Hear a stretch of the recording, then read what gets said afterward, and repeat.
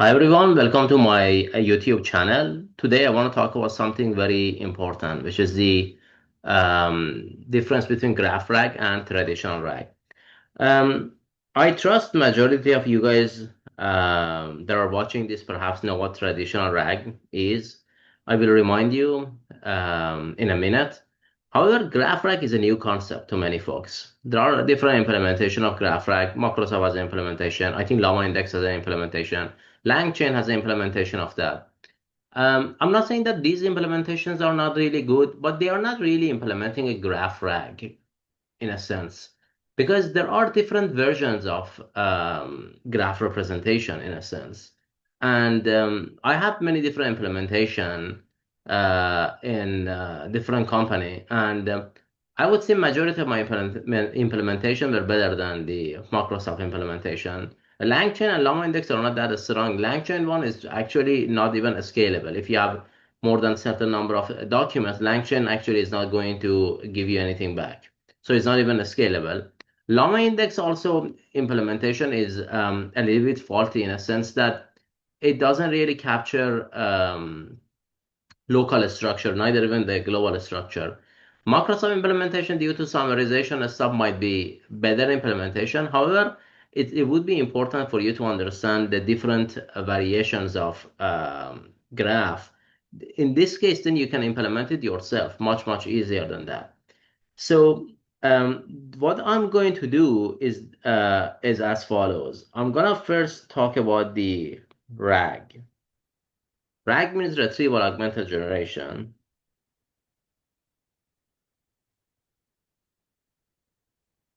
Augmented generation. So the idea here is that there is a retrieve part and then there is a generation part. So that's the whole point of RAG. So in a RAG, you have a series of documents. I call it doc here, right? What you do here, you're gonna pass it through the chunking mechanism, and then you're gonna have different chunks here, right? This is different chunks of document. Now, however you want to chunk it, you can use a recursive text splitter. You can use a character splitter. You can do whatever you like. You can use semantic chunker. This is based on a LangChain, or you can use however you like. You can chunk it based on certain length you like. So this is active area of research. What is better? To me, recursive text splitter, recursive character text splitter was the best by experimentation. Okay. So after you have this series of chunks, then you pass it to the embedding model.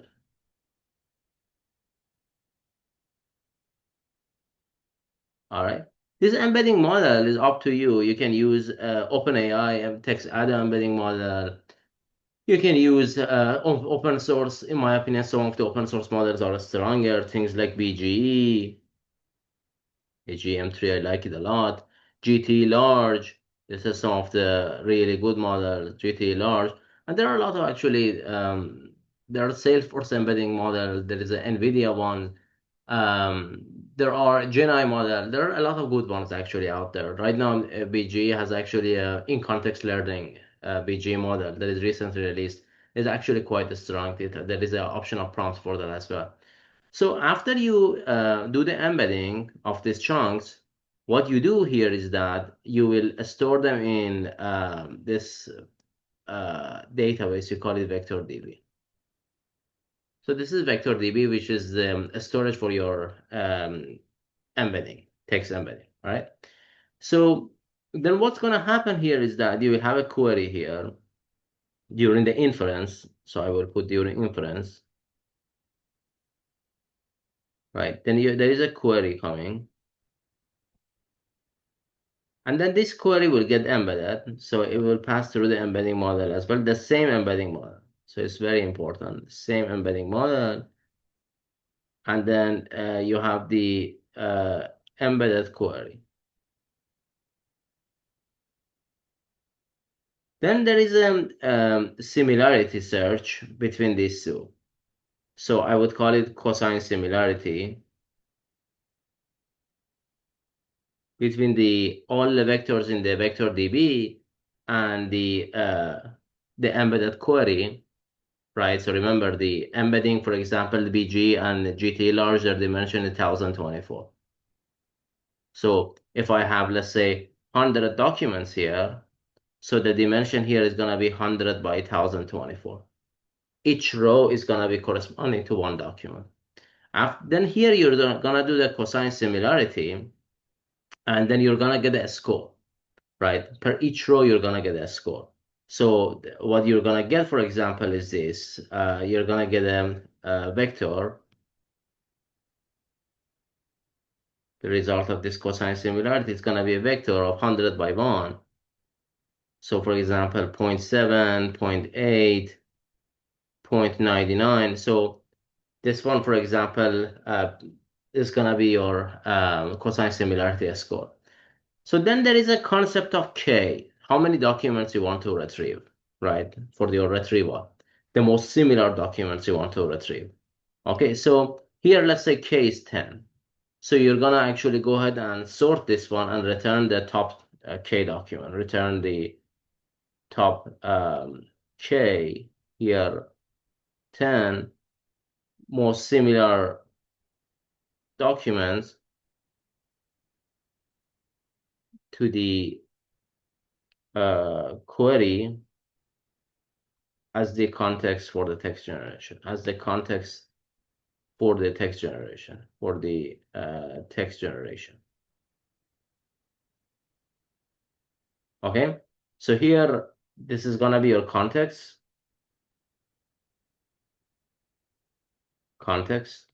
which is nothing but a joined or a version of all the documents, like a merged version of all the documents. You can merge them through the, for example, by a space or a new line, whatever you like, by the dash. You have 10 different documents and you put them together, stack them together, right? And then you send them to the text generation LLM. So text generation LLM, right? And then here it would be your response. Now, there are things you can do. What you can do here is that, okay, once you get this context, you can do the re-ranking as well.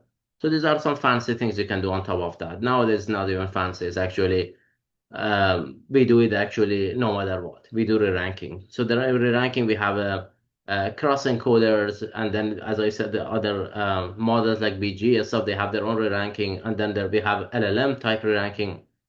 We can do a lot of interesting stuff. But that's the idea of a traditional RAG. This is the idea of a normal RAG, right? This would be traditional RAG. Okay. Now what is important here is this document is a simple text on a structure, on a structured document, on a structured doc. Means it's a textual document, right? It's an article that you see, like a newspaper, whatever you see there. Right? If you have a tables or media, you need to actually convert them to the text using the multimodal model. Like, for example, you can use GPT Vision, or you can use some of these models that support multimodal stuff. You can convert them to the text and then add them to your textual documents and then do the same thing, the chunking and then embedding. Okay? Now, the graph rag is different here. In what sense? In graph rag, right? The text generation part is exactly the same. The composer, the part that generates the text, the final response is the same. The LLM is the same. What is different is the retrieval and the data representation. So data representation is different than the traditional RAG, right? So that's an important thing. So it's important for you to know different ways that a graph rag can be implemented. In general, we have two ways to understand a graph, two ways to represent a graph, two ways to represent data in the form of graph, which in a sense is there is one, but there are nowadays two actually, become one of them also become very popular for the graph representation. So the two frameworks for the graph framework are one RDF, which is Resource Description Framework,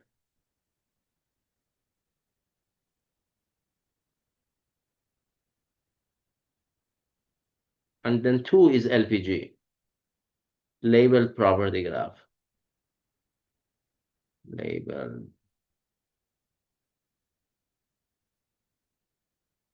Property Graph. So to me, only LPG is the actual graph representation. RDF is not really graph representation. We used them actually in the past, a while ago, for the model of the internet to store the data. But nowadays also is used a lot for the graph. And a lot of graph that I implemented, graph rag implemented was with the RDF. But to me, still LPG is stronger. They have pros and cons. I later on create a video if you guys are interested to talk about that. There are different ways, different time that you use LPG or RDF. But for now, let's see what we mean by this. During RDF, we represent data as a set of triplets, right? What are these triplets? So triplets is like this. We have source, we have object, and we have predicate. Source, object, and predicate, or relationship. Predicate and relationship are the same. So let me give you an example here. So let's say that the text that we have is that, for example, the text is that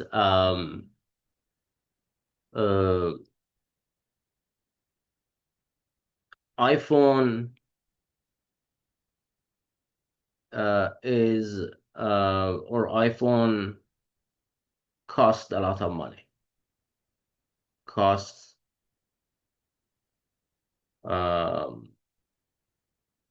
don't know, iPhone, let's say it starts with iPhone is expensive, something as simple as that. iPhone is expensive,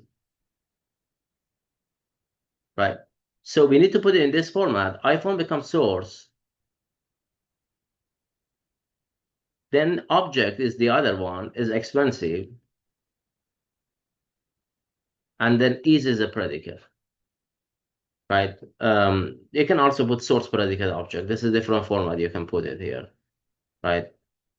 And it's up to you how you want to do that. Just make sure that you know actually which one is object, which one is a predicate. Source usually come first. So the idea here is that, let's say, for example, another example, Wu is Vanguard ETF. Wu is a Vanguard ETF. So now there are other ways to represent this one. The source is Wu. You can say that the object is Vanguard ETF. You can represent it like this if you want in the code, actually, at least. Is the predicate. If you would like, you can also say that Wu is up to you. You have to just make sure that you always keep this like a standardization. You have to always keep this promise contract. Wu is a source, and then you can make is Vanguard as the like the ETF. You can make it as a object, and is Vanguard. You can put it as a predicate relationship, up to you. But you have to make sure that you keep this one when you are actually encoding or representing your entire document. So this way you can actually represent the entire document. And then what you have here is instead of set of the chunks or documents that you have, you will actually represent them as a set of the triplets. So it's gonna be, let me just call this one as the um, T for triplets. Then you have T1, you have T2, and then you have all the way to Tn. This is gonna be your triplets. So then the traversal, when you retrieve the document that there is retrieved is the actual triplets. So instead of retrieving the exact all the documents that might contain a lot of noise, a lot of redundant information, you retrieve the important concept, which are all the triplets. And this way you can actually capture a lot of noise. You can actually make sure that you are denoising the document in a sense. That's why it's actually very powerful. Now, there are many ways to, the purpose of this video is not to tell you how to tell you actually a lot about go into detail. If you're interested, I can go into detail how to implement RDF itself. Just tell you actually what that is because you have many choices here. What you can do here is that for implementation is that, all right, so when user asks a question is that which company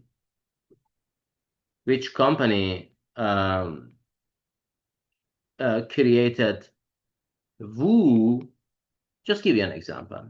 Just want to tell you how powerful is that. Which company created Woo? Because I haven't seen any of this stuff in the internet. And I realize that people are getting confused about this concept. I've implemented this stuff a lot. So let me know if you have any question. But it would be good if people start to make this concept also popular as opposed to just a traditional RAG, which is very simple to implement and not that powerful.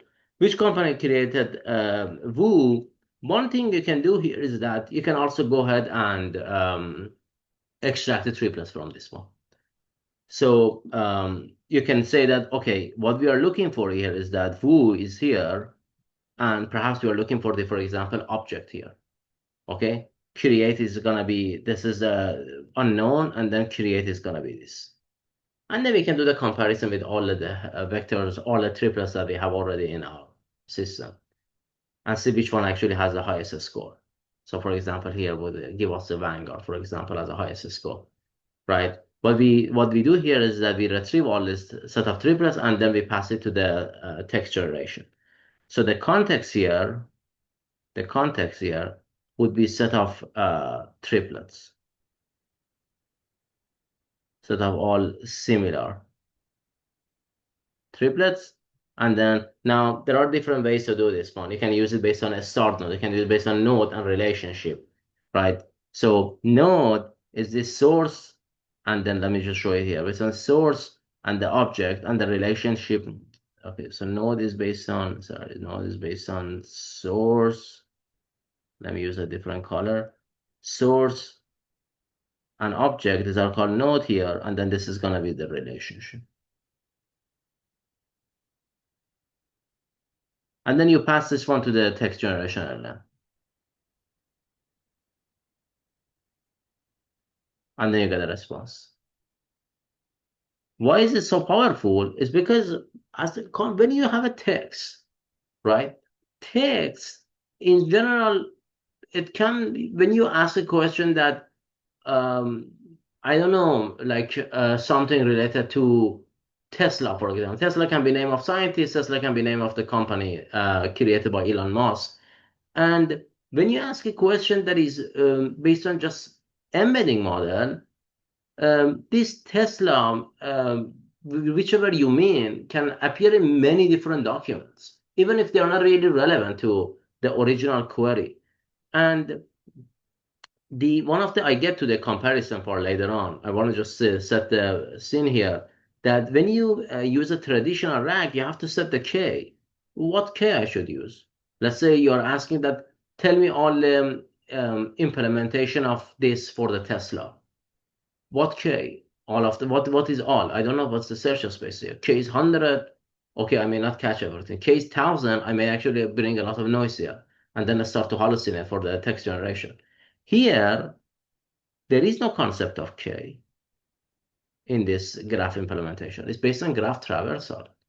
You can do it based on BFS, you can do it based on DFS. It's a graph traversal. There is no K here.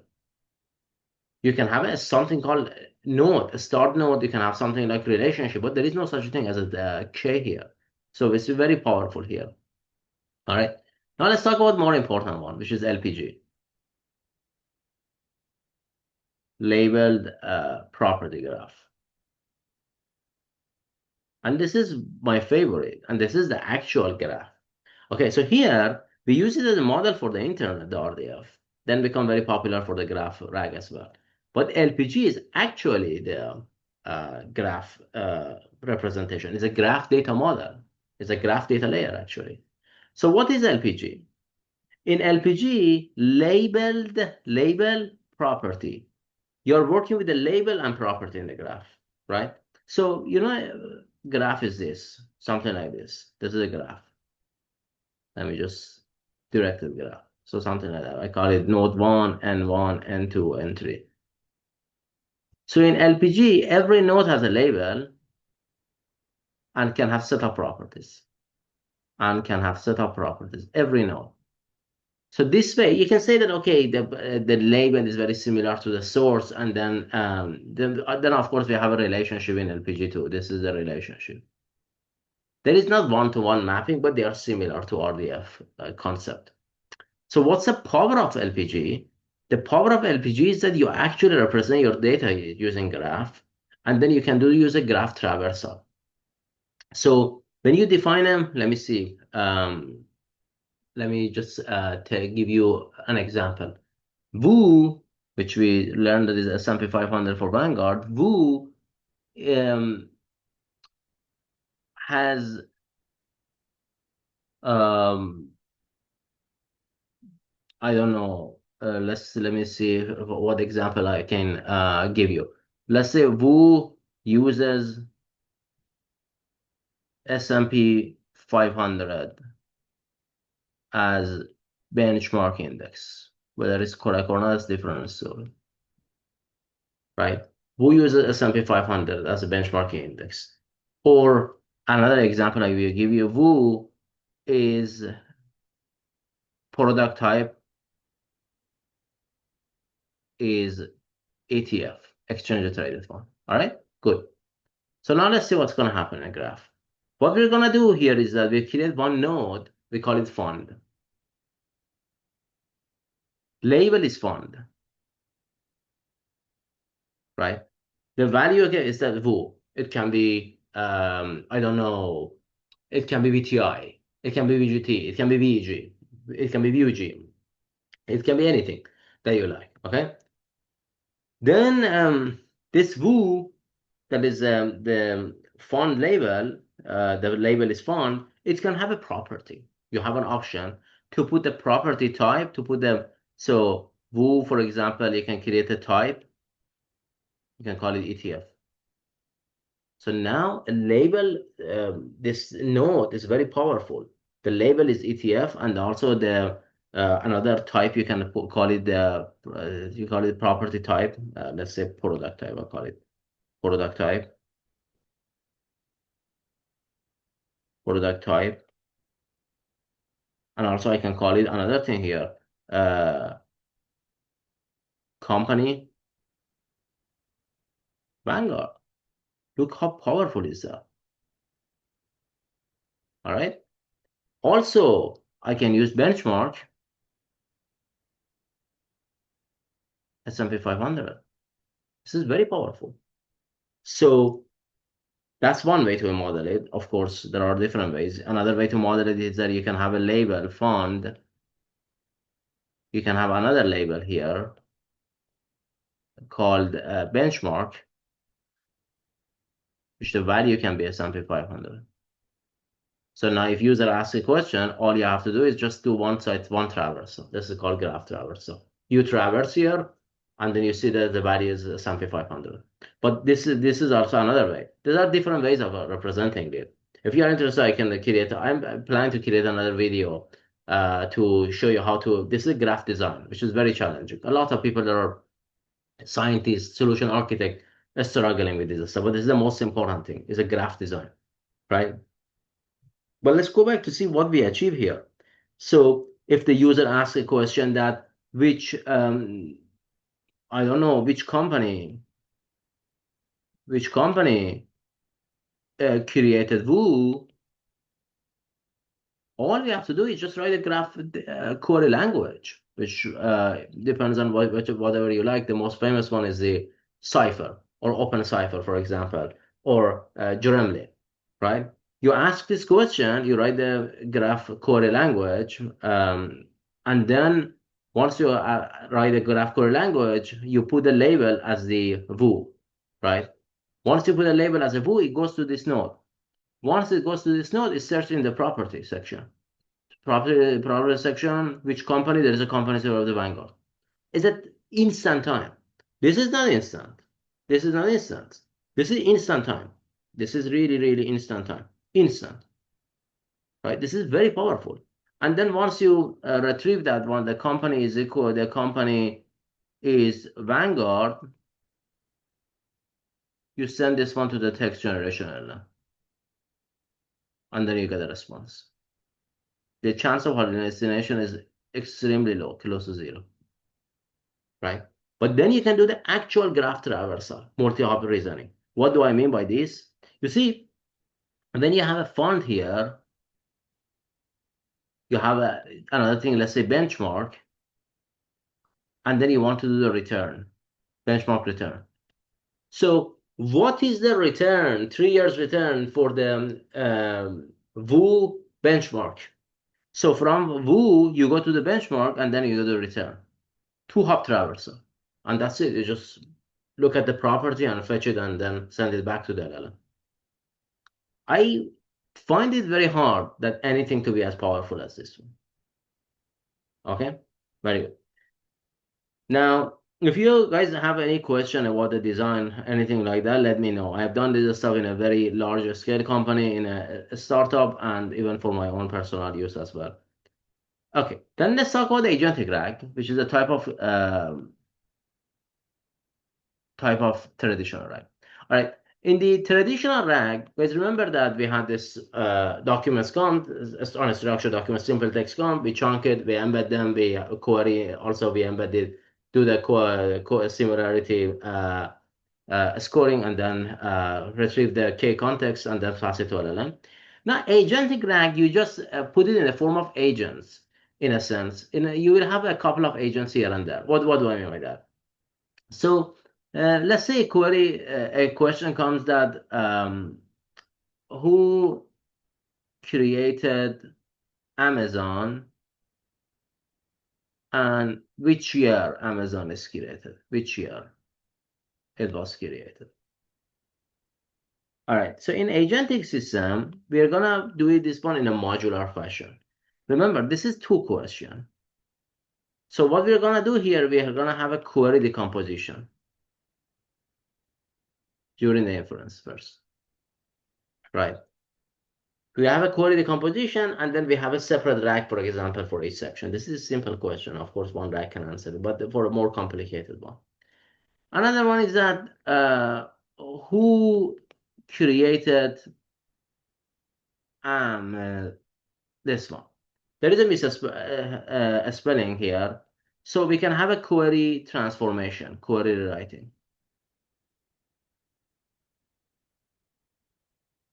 So the Amazon, this one become who created Amazon. Where do you need that? So when the query comes, the first part is the same when you put the stuff in the database. You can have a query decomposition. I would put the query writing first, actually. It's up to you, but this is more efficient. Query writing. Then you can have a query decomposition. And then so on and so forth. So then there is a, let's say, context retrieval you have here after similarity match. Then can have a re-ranking here, but let's say you pass it to the LLM. I'm just giving you a very simple. And then here you can have a response alignment. After response, you can have a response alignment to match their tone and the style and everything, like you can do with the RL, HF stuff, but you can do with the stuff with the even another response alignment. And then you can do the response validation. Response validation. These are different agents. For now, agent considers different response validation. Okay. So very similar, but it's like more powerful. Yeah, you will have different sections for them. All right. Now that we understand all this stuff, let's do the comparison of them, which is the point of this video. So for a comparison, I will just put two sections here. Then I will add, let's say, a small section here. There are, I guess that's good. Let's try to write it minimal here. I will put the technology, tech. I will put the another use case. I will put the type. I will put the use case, and I put the cons, disadvantage. All right, I will put here the graph rag.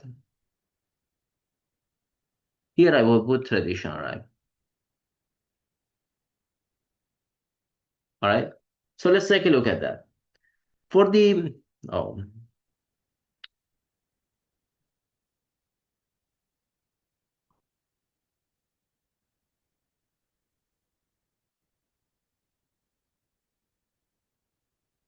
traditional rag. All right, so technology. All right, it's very important, guys. I want to explain this here for folks that have never heard of this stuff. I try to go very detailed, but let me know later on if people have still a question about these things. So the technology that GraphRack uses is, of course, a graph database. What is graph database? What are the graph database? Graph database is mainly used for the LPG, guys. If you want to use RDF, you can use NetworkX, which is a in-memory graph database, or you can use Amazon Neptune. Amazon Neptune supports both RDF and LPG.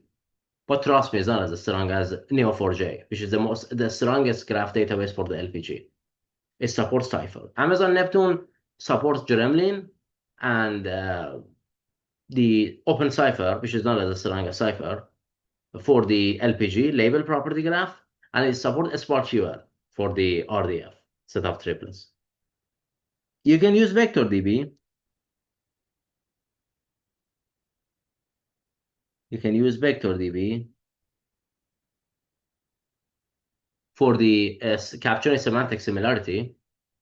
VectorDB such as FICE in memory one, such as ChromaDB, such as Pinecone, whichever you like. And you can use LLM, any LLM you like for text generation. Now here in the traditional rack, everything is the same besides besides the relational graph DB. So we have VectorDB and we have a text generation. All right. Now types. What are different types? We talk about that. RDF, Resource Description Framework, and LPG, Label Property Graph. What are different types of traditional RAG? We have one simple RAG, I would call it, or traditional RAG, and then we have one agentic RAG. Of course, you can have a hybrid of these two, but here I'm talking about these two RAG for now. Then use cases. All right, it's very important, guys. I found majority of folks struggling with this. People with years of experience. What's the use case? When to use each one? Graph RAG is used when you have a complex data structure, very complex data structure. You have a structured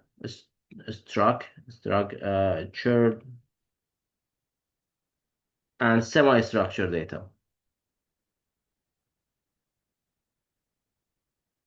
Semi-structured data. Let me I need to write more here. Semi-structured data.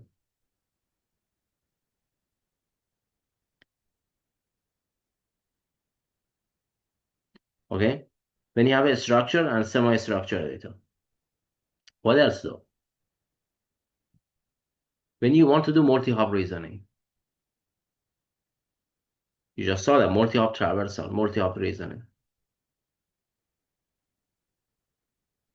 But what's the most important one? This is the one that people don't know. When the search space is unknown, when the search space, try to make sure that you repeat this one. When the search space is unknown, search space is unknown. Guys, make sure you know this one. When the search space is unknown, Least all the ETF Vanguard has ever created. I don't know how many ETF Vanguard created. What's the concept of K? What should I put K? 10,000? I may bring a lot of things that are not needed. 100, I mean, Vanguard might have more than 100 ETF. This is a limitation of the traditional rack. All right. Use case for this one, I will put on a structured simple data and simple text. All right, guys. Now, my advice, if you have even on a structured data, I still use RDF. I showed you here, resource description framework. Remember, here, iPhone is expensive. This is a simple text. I still use RDF. So when we get to the cons, and I talk about that, but I usually have much higher hope to graph rack compared to the traditional and simple rack. You can do a combination of both. But let's talk about the cons, disadvantage.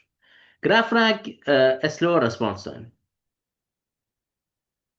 a slower response. On average, it's slower, on average, right?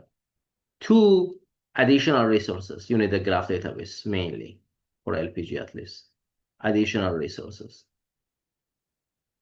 And then three is harder to implement, requires more knowledge. That's why there is nothing in the internet about that. Harder to implement. But what about this one? This one is pretty much a lot. No multi-hop reasoning. No multi-hop reasoning. What about the next one?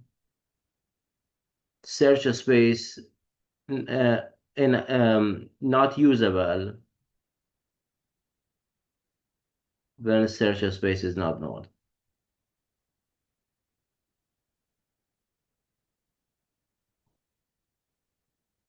right?